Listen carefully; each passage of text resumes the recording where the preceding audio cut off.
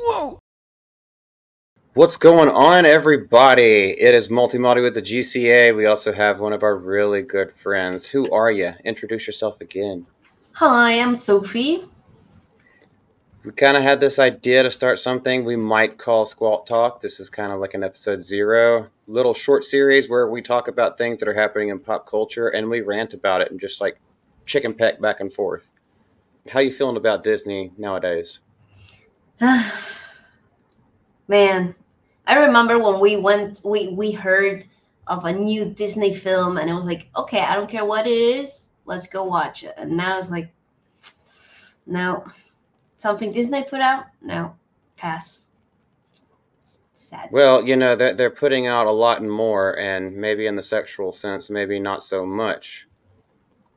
Let's look at this one, where we've noticed a trend. Disney is inserting LGBT Jedi in a children's Star Wars show. This is from May of this year. Mm-hmm. Well, sure, Star Wars tells the Jedi. Okay, all right. You might remember this woman talking about their not-so-secret gay agenda, adding queerness and canonical trans characters to Disney productions. So, are you trying to tell me that it's just by happenstance? It's not indoctrination on purpose?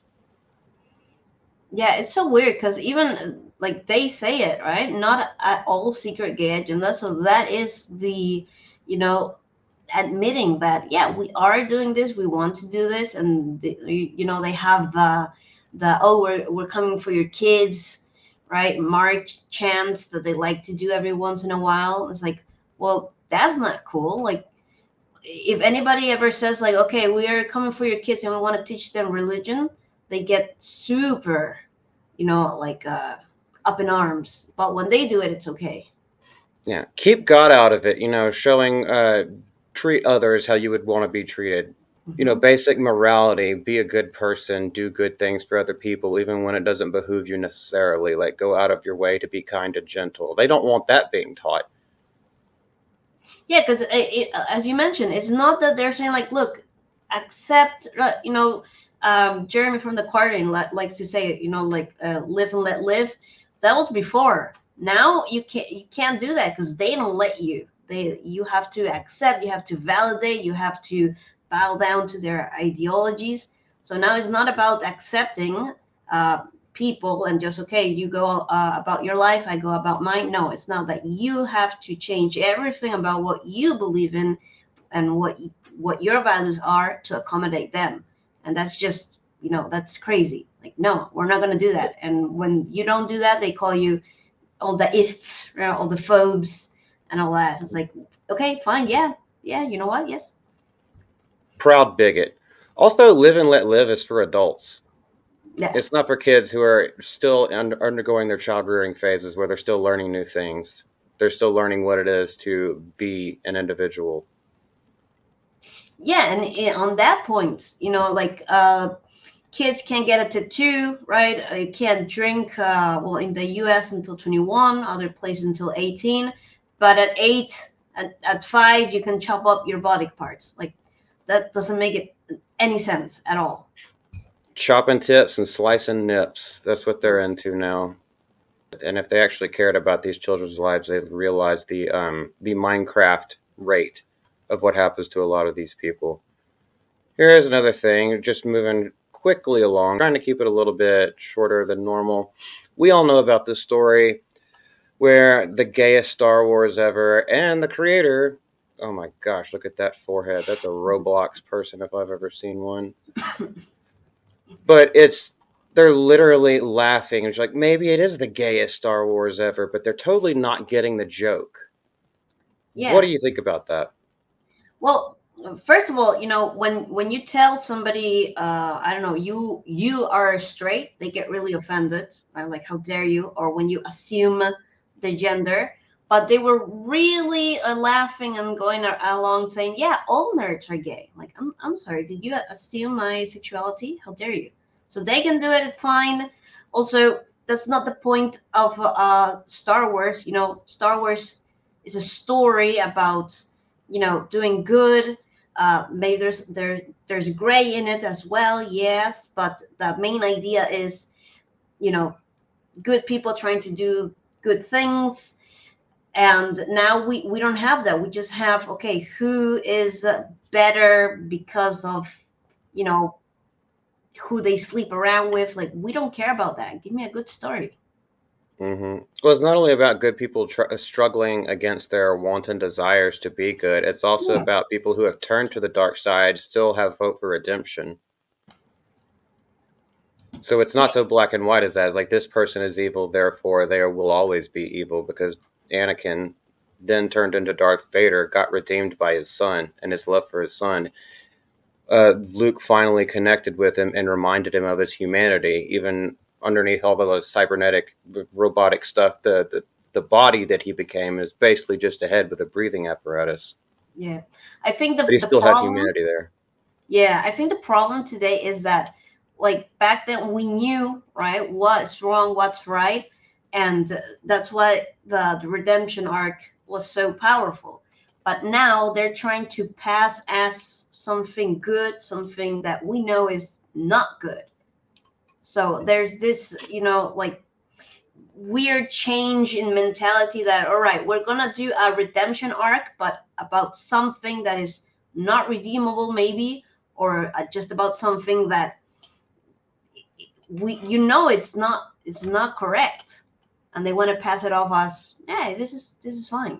And that's why people don't really emphasize with it. Do you think it's a little apropos, a little bit of poetic justice that we're doing this on Father's Day? The big hero's arc journey from the original Star Wars with Luke Skywalker and Darth Vader is about a father and a son reconnecting and all of that. And then now we have the Acolyte where there is no father.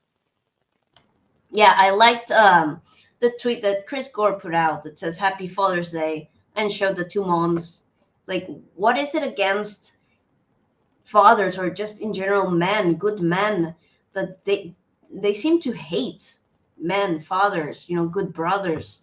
They want to replace them all with women, and with these women showing disdain for men. And it just, I don't understand how they claim that we are the hateful ones when we don't accept certain acts, but they are perfectly justified in hating, right, all people of one of the two genders, and also skin color, They want everything their own way. These are the same people that bitch about when men used to open doors and now no one does it anymore. Now when no one makes eye contact, no one's pleasant with them anymore. They're just like, I wanted to have a conversation. He seemed really fun. And it's like, yeah, but you're a girl. You have this feminist thought and personality about you, and so everyone steers clear. And now you complain about that. It's like, you can't have it both ways, bitch. I'm fucking tired of hearing you. yeah, yeah. Like today I was just thinking about that. Well, it's Father's Day, right? So when I was going on the street, there's a lot here where I live. There's a lot of like security jobs, but like very badly paid. It's just you get a job, you stand in a corner, like to dissuade people. Maybe not necessarily part of the police. It's just somebody you hire. They're all men, and all of them were working today. And like, why can't they be with their family? Where are all the women security guards standing in the corner in winter at night? And I thought today, like, where's the quota for that? Like, they want all this equality, but only in the cushy jobs, in the Mhm. CEO level jobs. Like, They want equality of outcome, not equality of opportunity. That's where all of this stems from. They want the same things that other people worked way harder to achieve. They want yeah, it and handed to them because they pull on their thread once a month. yeah, That's what it boils down to. Well, here's the last thing that I want to show. We could wrap this up. This is actually a parent fighting back against all this nonsense that Disney's been doing. From May of this year, Disney gets concerned that a man dressed in drag is portraying Evil Queen at the Disney World Resort. Now, tell me what you think about this. While he complains about it, calls someone over, they have to go get a higher up, and that higher up basically says, we have to be inclusive. We got to be inclusive, guests and cast members alike, no matter who you are, no matter how you identify. If you're cisgender, trans, non-binary, you could do all this crap. No concern for the customer after he spent over $300 on a character meet and greet. This just goes to show that they don't give a shit about the audience. They don't give a shit about anything other than their politics and their agenda. Yeah, what happened to like the customer is always right, you know? And that had, well, that saying I never liked, because that also made the customer able to like abuse the To be a company or Karen. whatever. Yeah, exactly. But now like there should be a level of, like reasoning, of like understanding. If this is an inclusive, place, then it should be inclusive to everyone's way of thinking. So a lot of people that go, and especially now that it's become okay to say, more and more people, they say there's only two genders. So this, and so this idea of putting, a drag queen, portraying a woman, that's not really acceptable, even if online maybe it looks like it is. So they should try to make an effort to, okay, at at least don't use these type of events to try and push an agenda. Like if you want, do it a drag event, and you'll see how nobody turns up, and it'll be okay. Well, we tried the separate thing, we saw it didn't work. All right, well then we're not going to do it. You know, because it's I bet there's a lot of people that are not for that, but are scared of being canceled, or they're like, well, it's only one time, whatever, we'll never return. But it just takes one person to come forward, and then you're going to see how more and more are going to start pushing back. I think that's what the whole big thing of it is. It's been indoctrination that's been happening for well over a decade.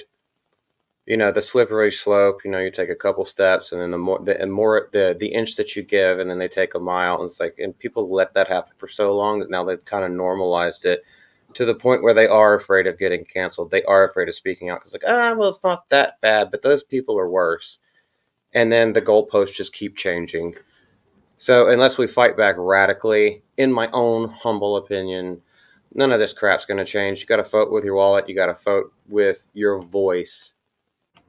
Yeah, definitely. And the problem is that they've made it, because people have tried to, be kind about it, be polite about it, but now it's gone to a point where if you are, polite about it, they'll just step over you. So now, Mm-hmm. like you mentioned, it's got to be radical.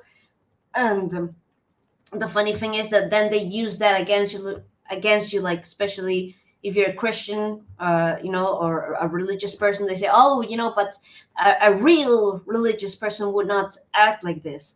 And now more and more people are saying, like, you know what, that's untrue. We've been nice, and you've stepped all over us. So now we're going back, Old Testament, where it was like everybody, it's like, okay, we tried being nice, you took advantage of that, no more. We're not turning the other cheek anymore. True.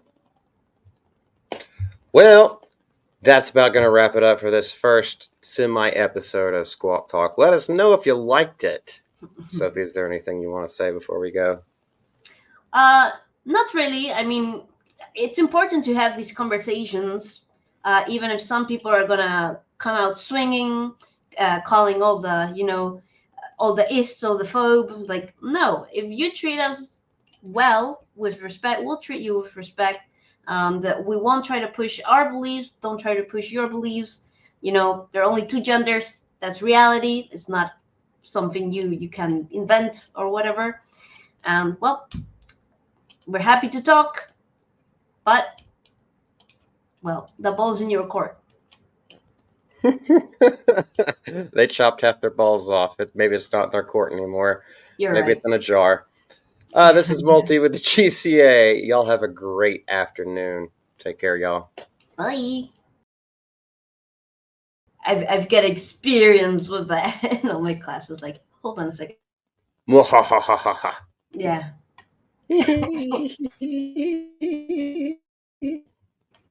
Yeah. Asthma suddenly. Ah. Yeah.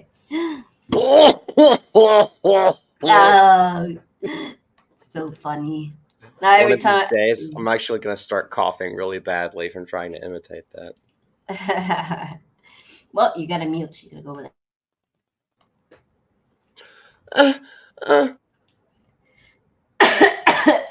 Well, that sounded weird. That didn't sound like the shark. Oh, jeez. That sounded very weird. Nah, you gotta put that in a blooper now. Oh, lordy Lou. Okay. It's happening. Why are all these people ugly?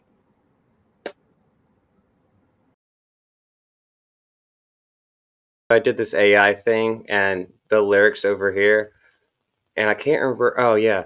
Metalcore song about Sophie and her birds tweeting about how much they hate Disney.